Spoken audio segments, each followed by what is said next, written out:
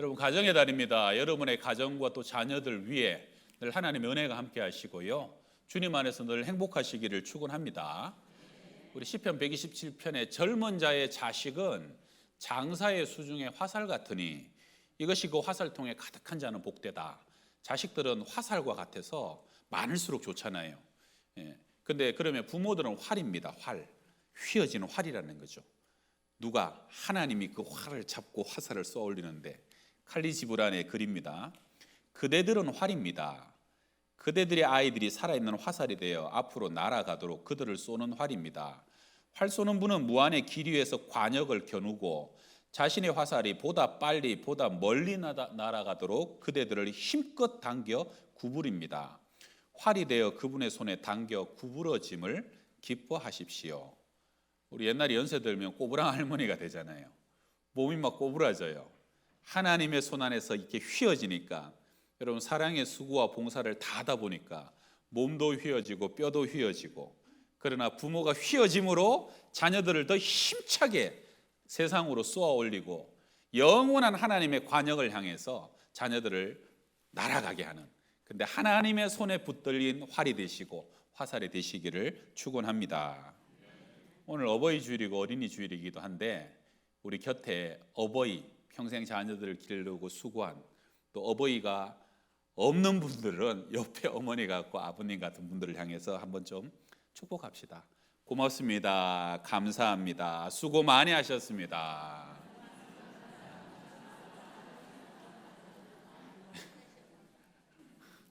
오늘 청년들이 이렇게 너무 예쁜 꽃을 달아줬어요. 생화인데 또 너무 이뻐요. 우리 청년들 센스도 좋아가지고 꽃 달기 좀 멋쩍은 분들이 이렇게 꽃을 또 선물로 준비하는 센스. 요즘 청년분들이 얼마나 이쁘고 기특한지 모르겠어요. 오늘 사무엘상 본문의 배경은 사사기 말기 시대입니다. 이스라엘에 아직 왕이 없고 사사에 의해서 다스려지던 한 300년 정도 진행되던 시기죠. 300년 전에 여호수아가 가나안 땅을 정복하고 난 이후에, 그리고 여호수아가 죽죠. 그때부터 온니엘을 시작으로 12명의 사사가 이어지는데, 온니엘은 좀 나았어요. 근데 갈수록 믿음이 어두워지고 갈수록 형편없는 자질의 사사들이 세워지다가 거의 마지막 사사는 삼손인데, 이 삼손은 뭐 거의 힘만 세지 하나님 앞에 순종하는 게 없습니다. 나시린인데, 원래 나시린은 시체 가까이 하면 안 되잖아요. 근데 사자 시체에 꿀 찍어 먹는다고 사자 만지는 거 주저하지 않고, 포도주와 독주 마시면 안 되는데 그냥 잔치집 쫓아다니면서 부어라 마셔라, 금주는 그냥 절제도 하지 않고, 머리 깎으면 안 되잖아요. 근데 그냥 음란에 이 여자 저 여자 쫓아다니다 마지막에 머리 탁 밀리면서 그렇게 모든 계명들을 다 위반하죠. 결국은 심판과 벌을 받게 되는데 눈이 뽑힙니다. 안목의 정욕을 쫓아다니던 눈이 먼저 뽑혀지죠. 그리고 연자 맷돌, 나귀와 소가 돌리는 그 맷돌을 짐승처럼 돌리는데, 이게 참 내가 가진 힘을 제대로 못 쓰니까 짐승같이 힘을 쓰게 되고, 또 그것도 또 뱅글뱅글 돕니다. 표대를 향하여서 사명을 향해서 달려가야 될 사람이 달려가지 못하니까 제자리를 뱅글뱅글 도는 그러한 비참한 모습. 이 사사가, 지도자가 그 비참하다는 것은 그 시대가 그만큼 비참했다는 것을 대표하는 것이죠. 오늘 본문은 그 이후에 엘리가 대제사장으로 사사로 있던 시대인데, 엘리는 40년간 이스라엘을 다스립니다. 근데 이때도 영적으로 참 암울하고 어두운 시대입니다. 사무엘상 3장에 아이 사무엘이 엘리 앞에서 여호와를 섬길 때는 여호와의 말씀이 희귀하여 이상이 흔히 보이지 않았더라. 엘리의 눈이 점점 어두워가서 잘 보지 못하는 그때에, 말씀이 희귀하여 끊어져 버린 시대, 하나님의 계시가 더 이상 보이지 않고 대제사장의 영안도 점점 어두워갔던 시대, 300년 동안 그 어두움이 더 짙어질 수 없을 정도로 캄캄해진 그 시대에, 여러분, 일경태 천년함이란 말을 아십니까? 한 번의 빛이 천년 묵은 동굴 안의 어둠을 일순간에 몰아내 버린다는, 하나님께서 이 어두운 시대에 어둠을 몰아내고 이 어둠을 깨우기 위해서 한 여인을 세우셨는데, 그 여인이 바로 한나입니다. 그런데 아이가 없어요. 임신하지 못해요. 거기다가 분인나가 그녀를 심히 격붕시키고 격동시킵니다. 그런데 이 한나가 마음이 괴로워서 여호와께 기도하고 통곡하며, 한나가 참 잘한 건 뭐냐면 이 대적 라이벌 분인나 첩에게 멱살 잡고 흔든 것이 아니라 그럴 때마다 하나님께 무릎 꿇고 기도했다는 거예요. 모든 문제 해결은 하나님께 있고 하나님만이 나의 도움이 되신다는 거. 그렇죠. 하나님이 은혜를 주셔야 임신하는 거 아닙니까? 그래서 하나님은 원래부터 이 한나를 기도의 여인으로 중보자로 부르셨는데 더 기도하게 하시려고 분인날을 격동시키시고 또 기도하고 있는데 하나님이 더 깊은 성소에 들어가게 하려고 그러셨나? 대제사장 엘리도 한나를 오해합니다. 한나가 기도하는데 소리도 안 나고 입만 하고 있으니까 엘리 제사장이 언제까지 술에 취해 있겠느냐, 포도주를 끊으라. 한나가 대답하여 이르되 내 주여 그렇지 아니하니이다. 나는 마음이 슬픈 여자라 포도주라 독주를 마시는 것이 아니요 여호와 앞에 내 심정을 통한 것뿐이오니. 여기 통하라는 단어가 쇠바크라는 단어인데 쏟아 놓는다는 거예요. 마음을 쏟고 영혼을 쏟고 내 전부를 하나님께 다 쏟아 놓는 거예요. 여러분 다 쏟고 다 비우면요 그 다음에는 하나님으로 그 영혼이 차오르는 거예요. 오늘 재밌는 건 뭐냐면 한나가 기도한 이유는 이 어두운 시대를 밝히고 새 시대를 위해서 기도한 것도 아니고 저 대적 블레셋 아말렉 대적으로부터 이스라엘 지켜달라고 기도한 것도 아니고 그저 나도 아들 좀 달라고 저 분인나로부터 내 마음을 좀 위로해 달라고. 여러분 우리가 하나님께 나아갈 때 대단하게 거국적이고 엄청난 기도가 아니더라도 나한테 아프면 하나님도 아픈 거예요. 여러분 그게 비밀스럽고 별거 아닌 거라도 나한테 크면 하나님도 그것을 크게 보시고 하나님도 귀하게 여기시는 거예요. 어떠한 제목으로도 하나님 앞에 나아가서 기도할 수 있기를 바랍니다. 그 속에서 하나님의 기적과 역사가 일어나는 거 아닙니까? 두 여자 데리고 사는 남편도 참 힘들었던가 봐요. 그래서 엘가나가 한나를 위로하는데 내가 그대에게 열아들보다 낫지 않냐, 내가 그대를 사랑하지 않느냐라고 위로하는데 한나도 위로가 안 되는 것 같아요. 여러분 어느 것이 나을까요? 아들은 있는데 남편 사랑 못 받는 여자가 나을까요? 아들은 없는데 남편 사랑은 받는 여자가 나을까요? 여러분 하나님은 기도하는 여인과 기도하는 가정에도 꼭 결핍을 주십니다. 이병욱 의사 지난주에 우리 용그림 하나하나 꿰서 맞췄던 의사 제가 말씀드렸죠. 그 의사가 요즘 보니까 토탈 케어, 암 환자들 대상으로 토탈 케어 치료를 하고 있는데 이분 치료이 몇 가지 있어요. 암에 걸렸다는 것은 면역력이 크게 떨어졌기 때문에 망가진 면역력을 되살려야 된다. 그것이 아주 근본적으로 중요한 일인데 면역력을 회복하는데 이분이 주장하는 기가 막힌 치료 방법 JPT 치료. 자, JPT가 뭐냐? 조이, 기뻐하라. 프레이, 기도하라. 땡스, 감사하라. 어디서 들어봤죠? 항상 기뻐하라. 쉬지 말고 기도하라. 범사에 감사하라. 하나님의 뜻이니라. JPT 치료. 여러분 기도하다 보면은 여러분 기뻐집니다. 기도하다 보면 감사가 발견되는 거예요. 마음의 중심이 그렇게 바뀌면 점점 몸의 면역이 올라간다는 거예요. 그 다음에 두 번째 토탈 치료 중에 중요한 것은 가족 치료다. 가족이 여러분 오랜 경험상 이분 얘기예요. 암 사기라도 말기라도 그 집에 훈풍이 주는 집안은 지나고 보면은 해피엔딩으로 투병 생활이 끝나는데 암을 일찍 발견하고 수술이 잘 맞췄는데도 냉기가 쌩쌩 부는 집은 새드 엔딩 될 확률이 많다는 거예요. 아픈 것은 함께 위로하고 가족이 함께 치료해야 된다는 것이고, 그리고 마지막으로 그의 토탈 케어 중 하나가 연세 많이 들고 당장 수술이 어려운 분들 있잖아요. 근데 그런 분들에게 불편하지 않다면 암과 함께 살아도 좋다. 우리나라가 이 세계에서 항암제를 제일 많이 사용하는 나라랍니다. 캐나다보다는 11배, 미국보다는 4배를 많이 사용한다는데, 왜냐하면 암을 완전히 없애야 된다라고 생각하고 그렇게만 생각하기 때문에 암을 싹 잘라내서 없앨 수 있다면 좋지만, 만약 이병욱 박사는 말하길 무리한 항암 치료나 방사선 치료도 조심해야 된다. 단기간에 암 제거가 힘들다면 암을 공존의 대상으로 바라보고 JPT 치료와 비법과 함께 삶의 질을 개선하는 것은 어떻겠느냐. 그러니까 암 걸렸다고 너무 우울하거나 너무 피곤해 있지 말고, 처져 있지 말고, 사람도 만나고 화장도 하고 꾸미기도 하고 멋도 부리고 취미생활도 좀 하고, 그러면서도 영 땡기는 게 없을 때는 뷔페 식당에 가서 한번 삥 둘러보다가 이거 땡기네 하면서 그때 맛있게 먹어주기도 하고, 그렇게 암과 공존하면서 기쁘게 살고 기도하며 살며 감사하며 사는 것, 그렇게 하루하루를 살아가는 것도 상당히 성공적인 투병 생활이라는 거예요. 제가 지금 의학 강의를 하는 건 아니고요. 여러분, 약은 약사와 상의하시고 진료는 의사 말 잘 들어야 되고, 저는 영적으로 결핍이 우리의 영혼을 겸손하게 하고, 모든 사람에게는 다 결핍이 있다는 거예요. 여러분, 엘가나 집안에도 한나에게도 결핍이 있었던 것처럼 우리는 완전히 결핍이 없고 병이 없고 완전히 문제가 싹 해결됐으면 좋겠지만 하나님이 꼭 그렇게 인도하지 않을 수도 있다는 거예요. 결핍될 때 우리는 겸손해집니다. 결핍 속에서 하나님 의지하게 되고 더 깊게 기도하게 되잖아요. 하나님이 한나가 그 결핍 속에서 아들을 달라고 눈물로서 통안에 기도를 하다 보니까 어느 순간 하나님과 마음이 통해버립니다. 한나야, 너도 아들 하나 없어서 그렇게 슬프냐? 나도 이 사사시대 200년 300년 시대 속에서 내 마음에 드는 아들 하나, 주의 종 하나 없어서 나도 슬프다. 하나님과 마음이 통해버렸어요. 한나가 어느 순간 하나님께 고백하잖아요. 하나님, 제게 아들 주시면 그 아들 하나님께 다시 드릴게요. 그리고 사무엘이 잉태됩니다. 할렐루야. 사무엘을 하나님께 드리잖아요.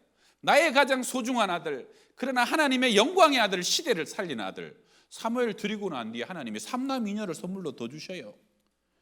우리 구약의 가장 완전한 사람이 사무엘인데요, 여러분, 사무엘만큼 흠이 없고 티가 없는 사람은 없습니다.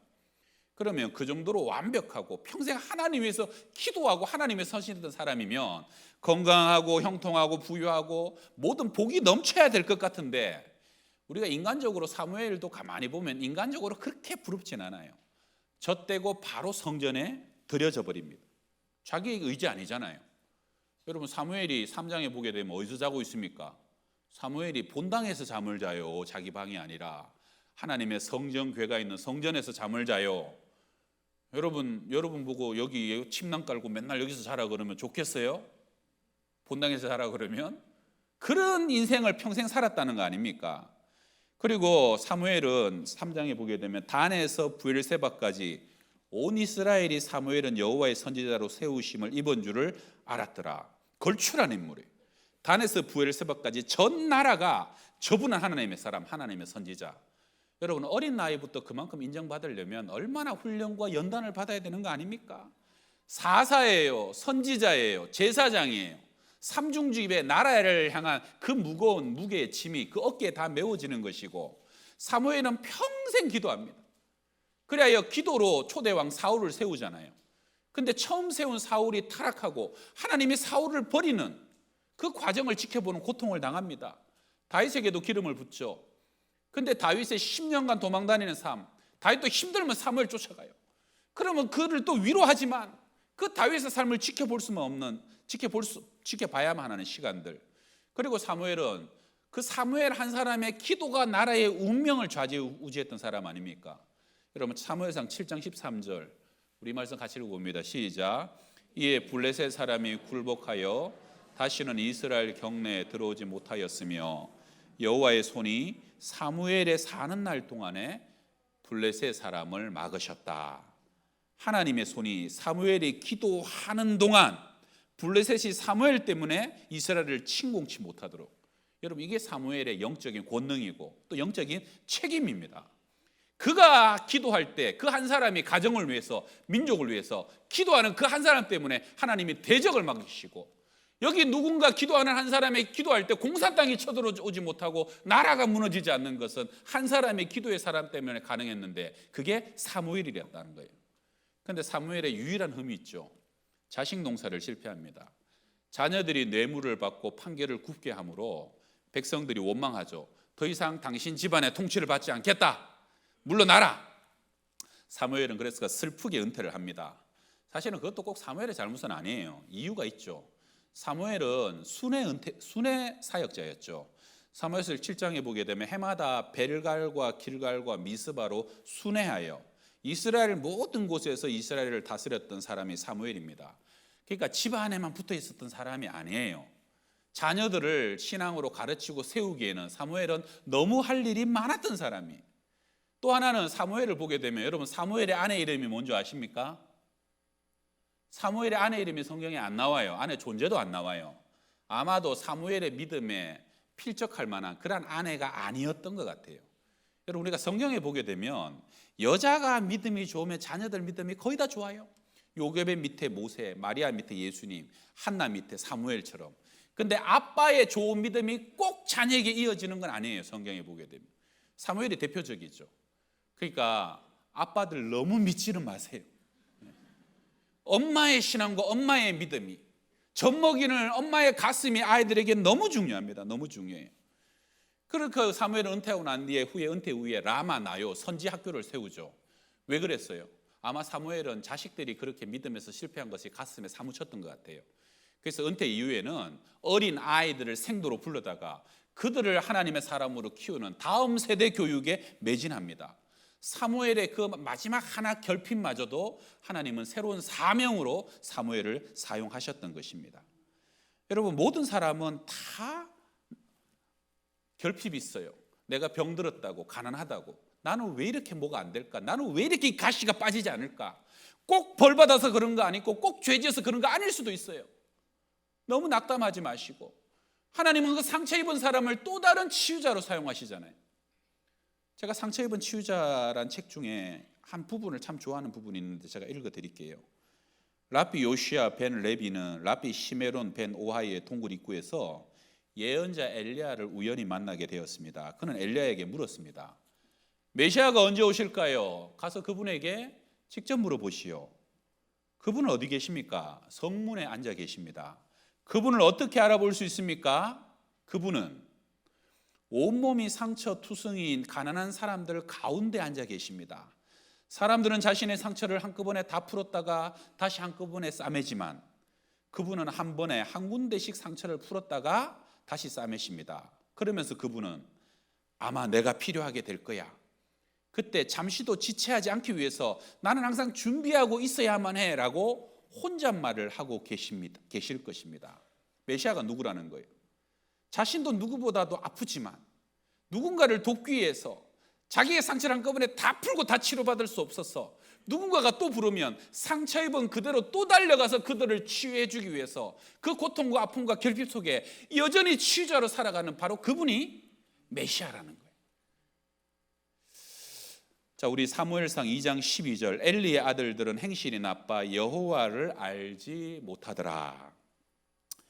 여기 보게 되면은 행실이 나쁘다.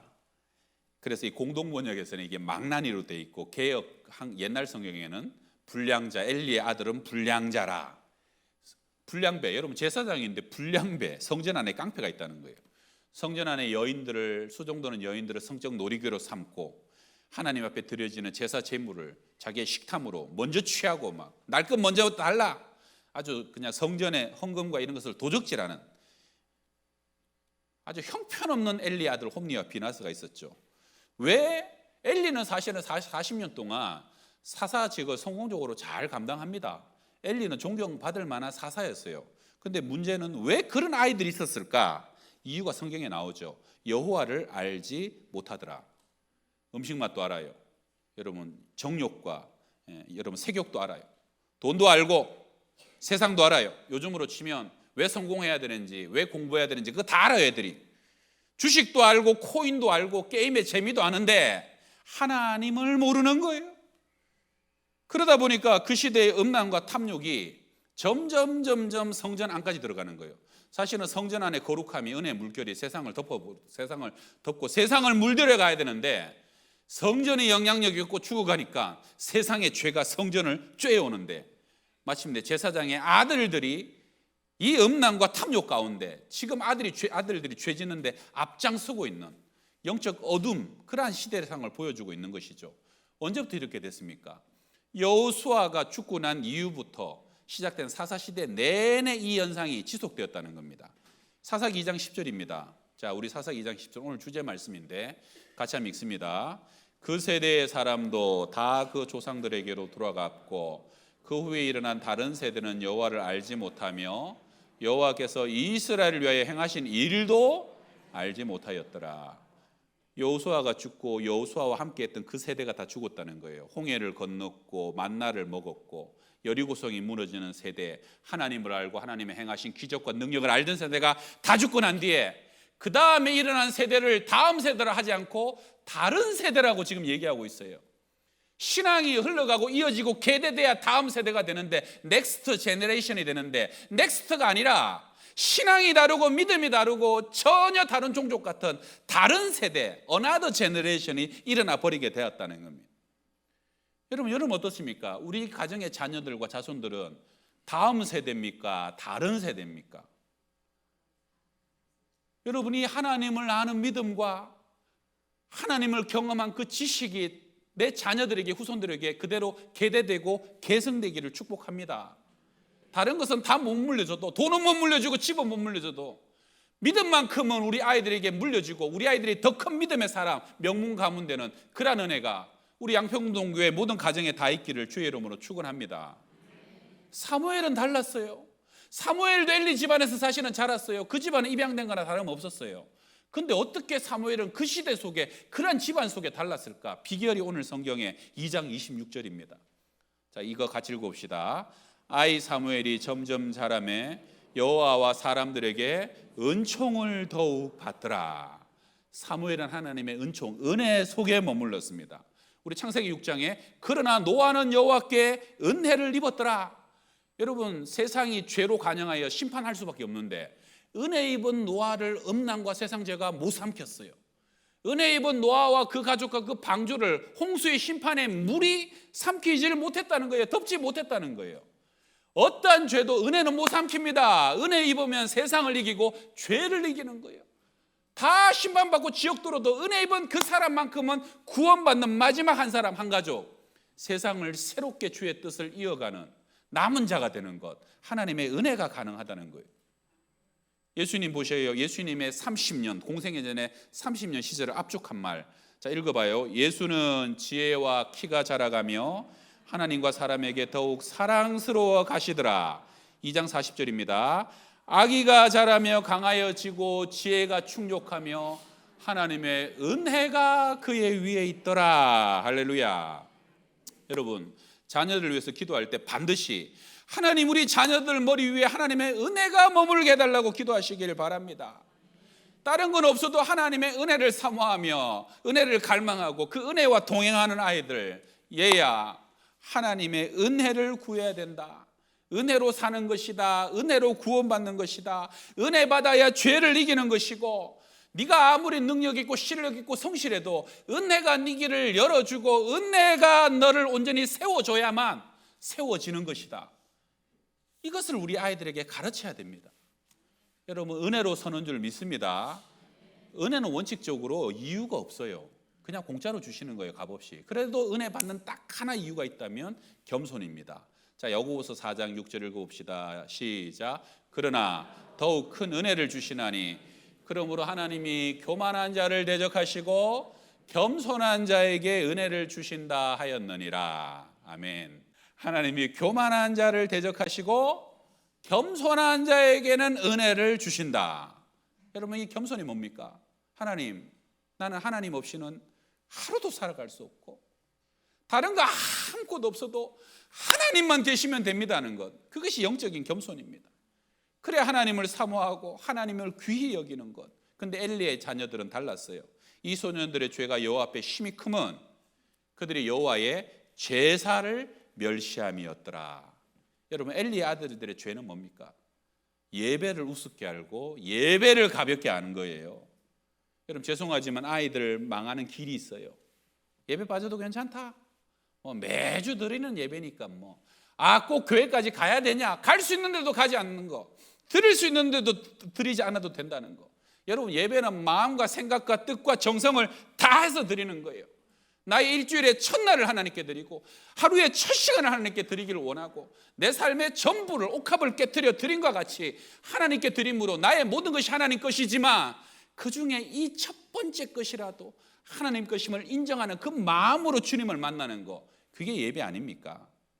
여러분, 엘리의 아들들 제사장이었어요. 성전에서 자랐어요. 성전이 놀이터 같은 아이들이었어요.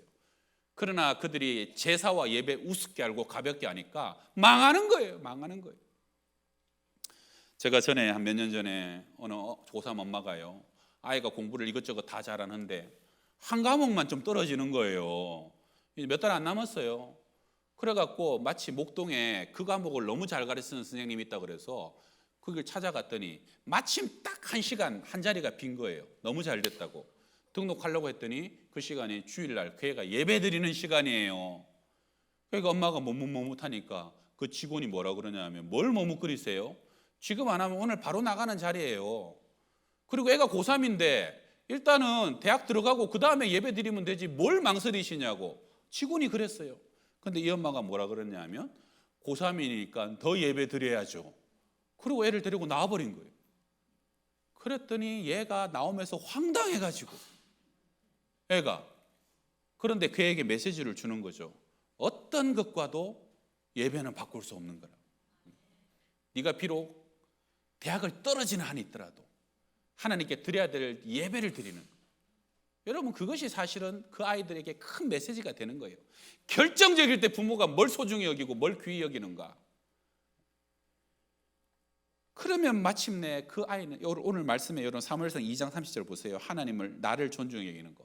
자, 이걸 읽어봐요. 나를 존중히 여기는 자를 내가 존중히 여기고 나를 멸시하는 자를 내가 경멸하리라. 여러분, 하나님 존중하는 자녀로 세우시길 바랍니다. 하나님을 귀히 여기시고 하나님을 VIP로 대접해 보세요. 하나님 우리의 자녀들을 VIP 만들어 주시는 거예요. 하나님을 높여 보세요. 우리의 인생을 높여 주시는 거예요. 할렐루야. 그걸 우리 아이들에게 심어줘야 됩니다. 1시간의 예배 시간, 내가 있어야 될 자리, 내가 드려야 될 것을 드릴 수 있는 것, 하나님이 그 시간을 통해서 온갖 세상의 신령한 은혜와 복과 지혜와 능력을 주시고, 여러분, 하나님이 세워주셔야 집이 세워지는 것이고 하나님이 지켜주셔야 건강도 인생도 우리의 모든 것이 다 지켜주는 줄 믿습니다. 그게 은혜 아닙니까? 은혜. 사람이 할 수 있는 게 뭐가 있어요? 스티브 잡스가 자신이 한때 설립한 애플사에서 쫓겨나 버리는 때가 있었답니다. 여러분, 스티브 잡스도 쫓겨난 적이 있었어요. 그리고 그 애플이 스티브 잡스가 없고 난 뒤에 점점 망해갈 때 할 수 없이 스티브 잡스를 다시 복귀시킵니다. 그가 애플에 복귀한 뒤에 제일 먼저 시도한 것은 새로운 제품을 추가하는 것이 아니라 불필요한 것들을 제거하는 일이었습니다. 수십 개에 달하던 애플 제품을 단 4가지 상품으로 전문가용, 일반인용, 최고 사양, 적정 사양으로 압축 분류하면서 없앨 것을 없애고 자를 것을 자르고 버릴 것을 버려버렸습니다. 그리고 난 뒤에 애플이 기적적으로 다시 살아나기 시작하면서 지금도 시가총액 전 세계 1위 기업, 전 세계 혁신의 아이콘이 되었다는 것이죠. 여러분, 우리 영적으로도요, 자르는 것, 줄이는 것, 이런 것이 너무너무 중요합니다. 버려야 될 것을 버리는 것 정말 중요합니다. 여러분, 제가 한번 질문해 볼게요. 보약을 먹는 것이 중요합니까? 해로운 음식을 안 먹는 게 중요합니까? 그렇죠? 성가대 대답해 봐요. 살 빼는 게 중요해요? 더 좋은 음식을 먹는 것이 중요해요?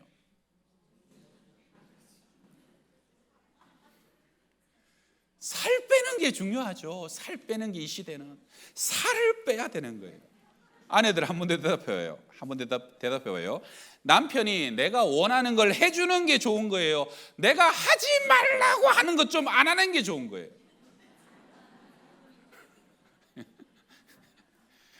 여러분, 버릴 걸 버려야 돼요. 비울 걸 비워야 되고 잘라야 될 걸 잘라야 되는 거예요. 여러분, 너무 영적으로 너무 바쁘지 마세요. 영적인 것에 좀 넉넉하게 시간을 하시고, 주일날도 예배 1시간 탁 지나면 막 그냥 집에 뭐 보석이 있어요? 보물 있어요? 교회에서 좀 식사도 하시고, 오늘도 뭐 엄청 맛있는 거 냄새가 나더만요. 안 내려가 봤는데. 식사도 좀 하시고 커피 한 잔도 탁 들고 좀 교제도 하고, 그리고 오늘은 우리 어린이 주일이라 마당에서 우리 교사들이요, 여러분, 이게 막 지금 솜사탕, 이 팝콘 다 거저 준대요. 거저 공짜로. 이런 것도 좀 먹으면서 아이들 얼굴도 좀 보고, 그러면서 주일날은 좀 잠도 더 자고 일찍, 그래서 주일날도 좀 넉넉하게 교회 지내면서 오늘처럼 양은순 총장님도 좀 만나고 그러면서 은혜의 시간을, 뭘 그렇게 바빠요? 넉넉하게 줄일 것은 줄이면서 하나님께 더 가까이 예배에 성공하시길 바랍니다. 예배 아닌 다른 것들은 대단히 중요한 거 없습니다. 우리 아이들 정말로 예배의 기쁨과 감격과 즐거움을 아는 그런 아이들로 자라갈 수 있기를 주의 이름으로 축원합니다. 우리 동영상 하나 보고요 말씀 마치겠습니다.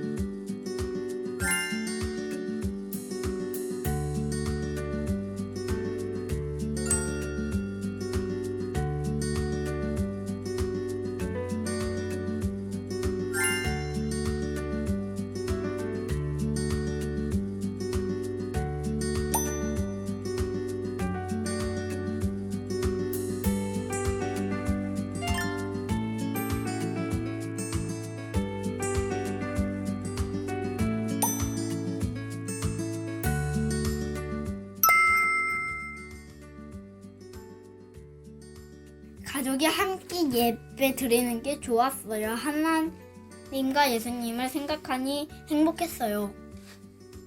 가정 내 예배를 드린 기분이 어떤가요? 좋았어요. 네, 감사합니다. 실례했습니다. 네. 엄마 아빠랑 기도해서 감사해요, 하나님. 안녕하세요, 지원이에요. 가정 예배하는 동안 예수님이랑 하나님을 만나는 것 같았어요. 하나님 예수님한테 알게 되었어요. 7주 행복했습니다.